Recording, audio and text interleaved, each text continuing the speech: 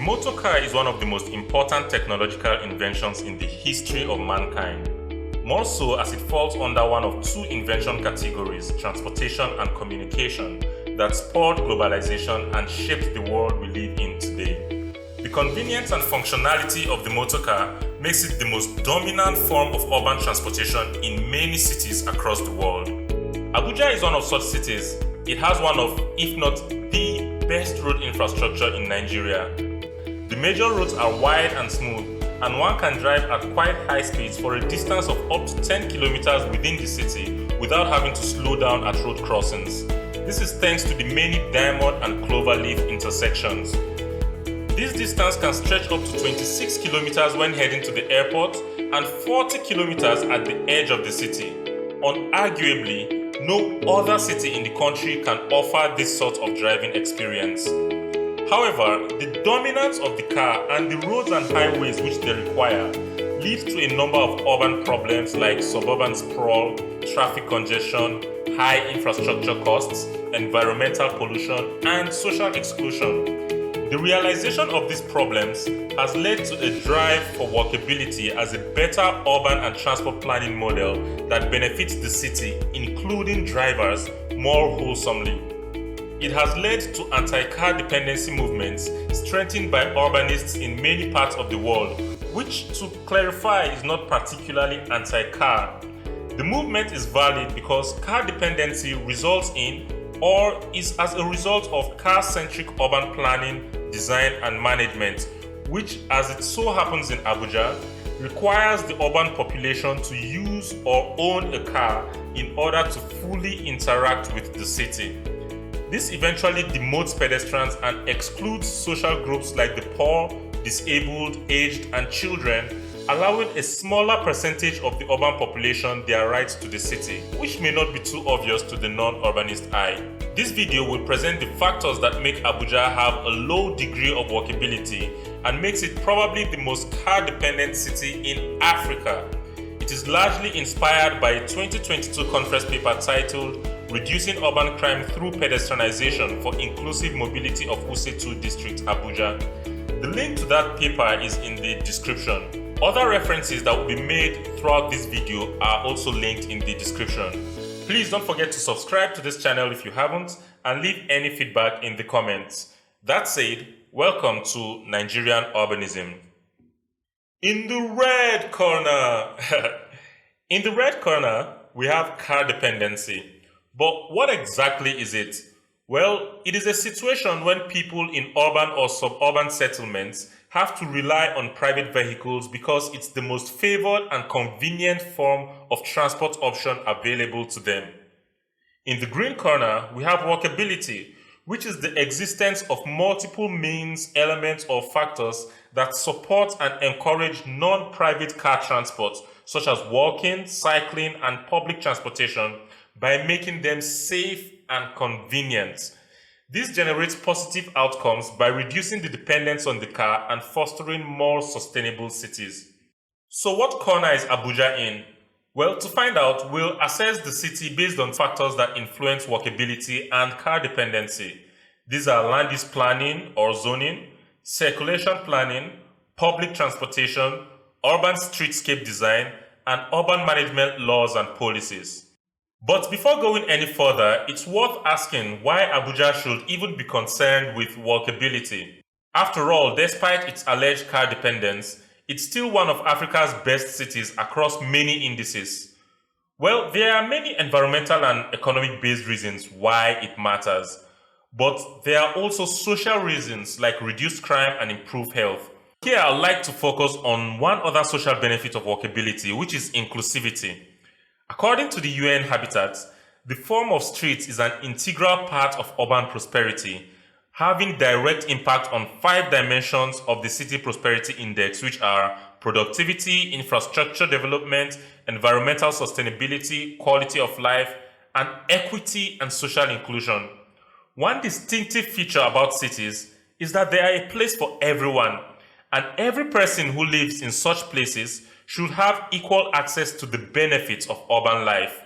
Inclusive urban planning recognizes the value of every urban citizen and grant them equitable physical and socio-economic access to the same levels of opportunities, services, and benefits. This is highly threatened when some groups do not have the same level of urban mobility as others. What workable cities do is extend urban mobility to four main social groups that car-dependent cities exclude, which are the poor, the disabled, the aged, and children. See, Nigeria has over 70 million people living in extreme poverty. Simply put, Nigerians are poor and cars are expensive. With a dwindling economy that makes the affordability of a car increasingly difficult, beyond all other reasons, having car-dependent cities is dangerous because it ignores the reality of most of the population. But I digress. Let's get back into the ring. Land use planning involves the siting of building and communication routes in different locations, taking the characteristics such as accessibility, topography, adjoining land uses, etc.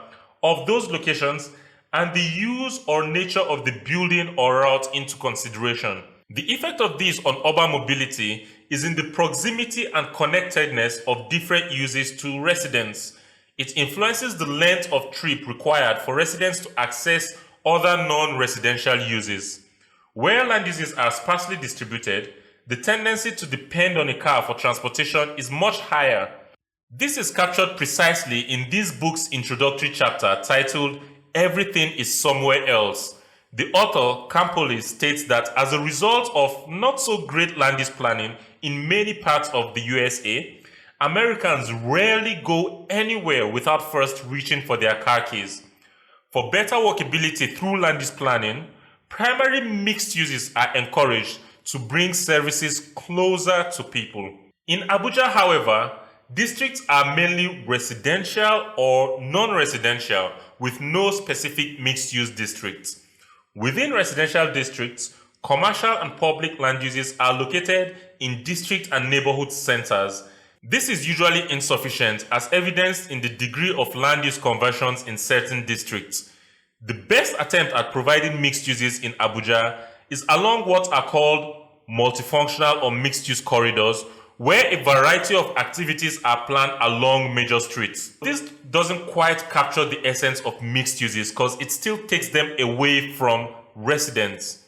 In response to a proposal for more mixed uses within residential neighborhoods for a district in Phase 4 of Abuja, which is yet to be developed, the city's Urban and Regional Planning Department that is responsible for approving land use plans stated that the mixed-use plots located within residential neighborhoods should be reassigned as purely residential. Because of these kinds of practices, in many parts of the city, residents have to travel long distances to, say, buy a loaf of bread or get a haircut. And when other factors that encourage them to walk these distances are lacking, they simply have to depend on their cars if they have one.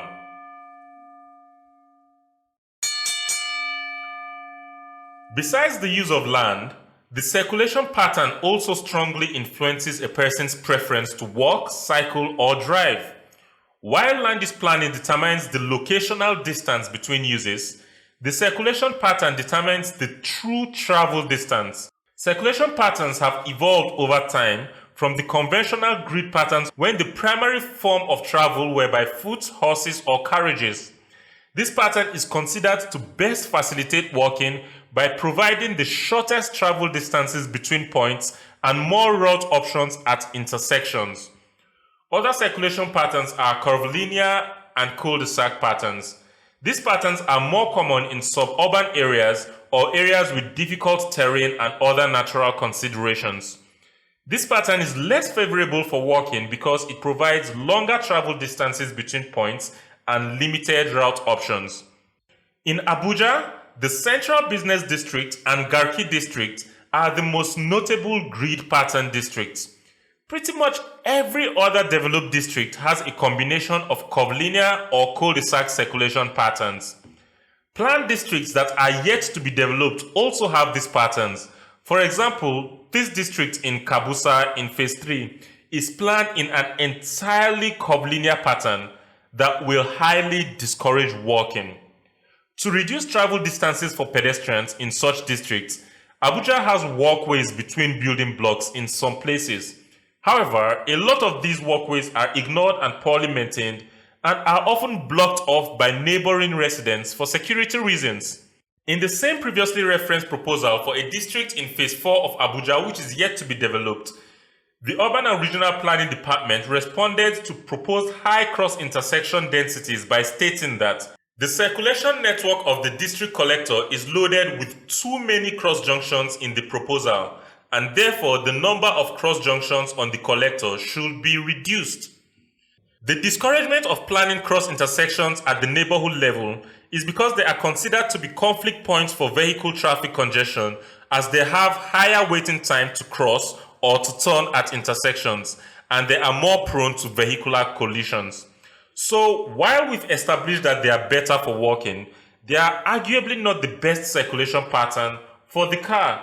The implication of this is that the city's circulation pattern centers the car and relegates other mobility options. In essence, it increases car dependency through car-centric urban planning decisions.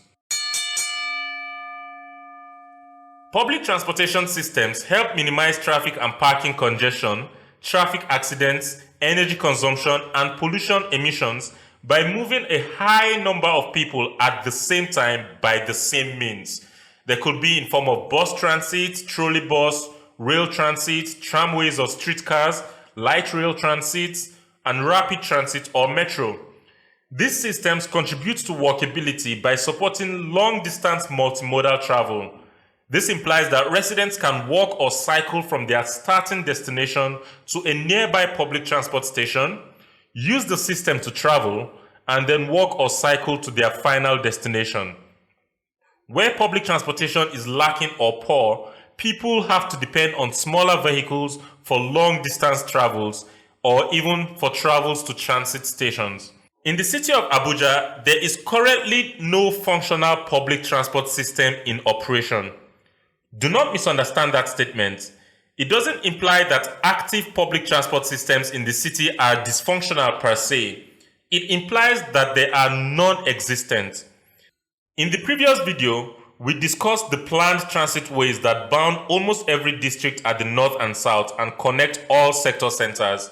Unfortunately, out of 6 lots of the rail transit along these transit ways, only 1 lot, which connects the Nnamdi Azikiwe International Airport to the Central Business District, has been developed. However, it only operated for about 2 years from when it launched in 2018 until it was shut down. We'll discuss about the failures of the rail transit to greater detail in another video. How about buses, you may wonder? Well, green and white painted mini buses known as Araba used to operate in the city, quite like the more popular yellow and black mini buses of Lagos known as Danfo. These buses were considered to be a city nuisance that empowered thugs as drivers or conductors.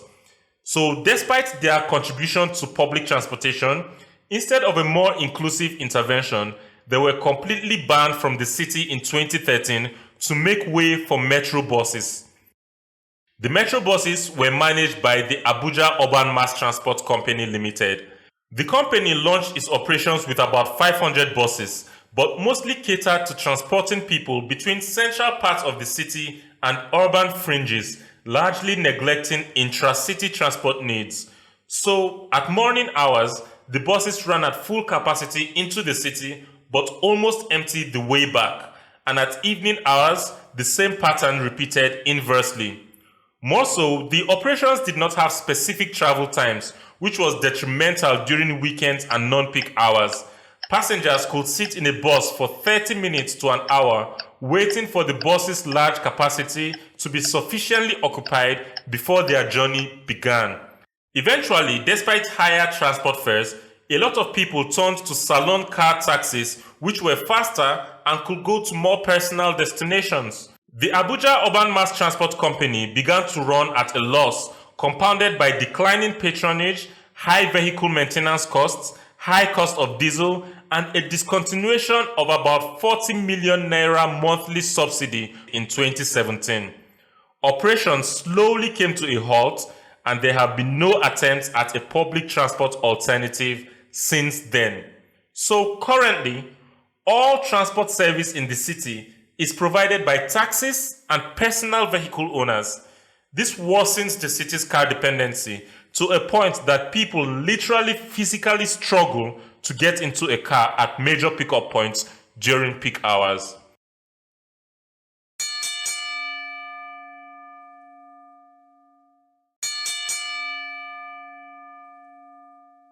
Streetscape design is the process of altering the space within a street's right-of-way with the focus of improving the quality of journey for users of the street.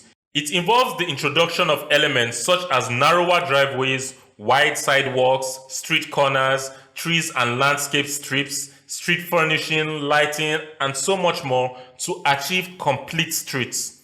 Commendably, a lot of Abuja streets, especially major ones, have good driveway for cars, parking lanes, sidewalks for pedestrians, and lines of trees. However, this is not consistent along all streets. Some sidewalks are not paved or are disrupted by parked vehicles, and the streets are neither cycle nor wheelchair friendly as they have no dedicated bike lanes. In general, they are not the best streets for walking by global standards, but let's call this a tie for good effort.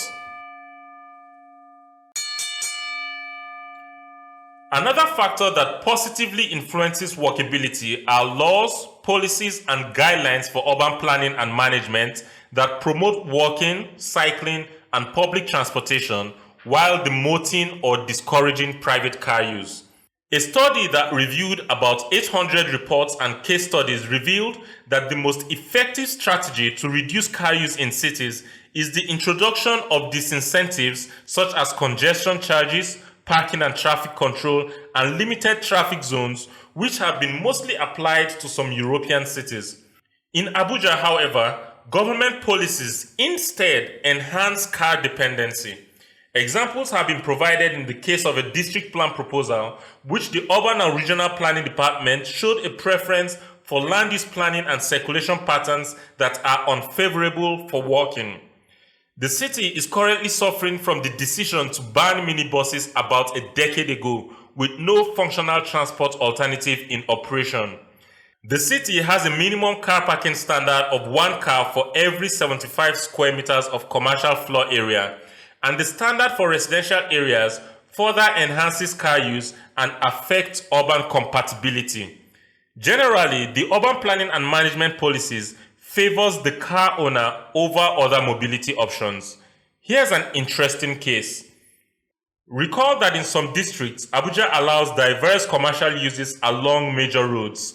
In most cases, vehicular access to such uses are not from major roads, but those major roads allow pedestrian access. Sounds good, right? Well, instead of going around to drive into some of such commercial plots, like this bank in Jabi district, a lot of drivers who were in some sort of hurry preferred to park along the major road and walk in through the pedestrian access. This eventually led to traffic congestion and informalities, with so many cars parking where sufficient provision was not originally made. How did the city respond? Well, some of those plots have been mandated to close their pedestrian access during working hours and only leave them open at weekends or night time. This way, all the parked cars causing congestion are moved to their own vehicular access points away from the major roads. But so are all the pedestrians. To access the ATMs in the bank premises or for other quick transactions, the pedestrian is now more affected because their travel time has been largely increased and walkability is stunted. Several plots in other districts have also been mandated to close their pedestrian access during working hours. In essence, the city is managing an urban problem caused by car dependence by further inflaming car dependence. Judging from this assessment, you may agree that Abuja is very car dependent, but you may still accuse me of clickbaiting because despite this, is it really the most car dependent city in Nigeria? Well, experiences and comparative assessments from other cities will be instrumental to answering that question. If you know other cities that may be more car dependent, kindly let me know in the comments with reasons why, and I'll be happy to check them out. But keep one thing in mind. Abuja is the only Nigerian city to have been built from scratch with a master plan. Every other Nigerian city existed even as a small town before the motor car began to shape the way cities are planned. So while suburban areas, urban fringes, or expanded urban areas may be quite car dependent, every other Nigerian city has a relatively workable urban core. Abuja does not. More so, many other cities have non-car mobility options like commercial buses, tricycles, and even motorcycles. Abuja does not. So you may have heard jokes about Abuja big boys having flashy cars but terrible or no houses. With every other reason aside, the city kind of makes you say, oh, I wish I had a car. Because quite honestly, you need one and you can't be blamed for that. It is up to city management to improve planning and management decisions that enhance walkability and make residents say, I'll rather walk, bike, or use the public transport systems. Until then, all hail the champion. Once again, kindly subscribe to Nigerian Urbanism if you haven't, and don't forget to like this video if you do not disagree with it. Thanks for watching. See you next time.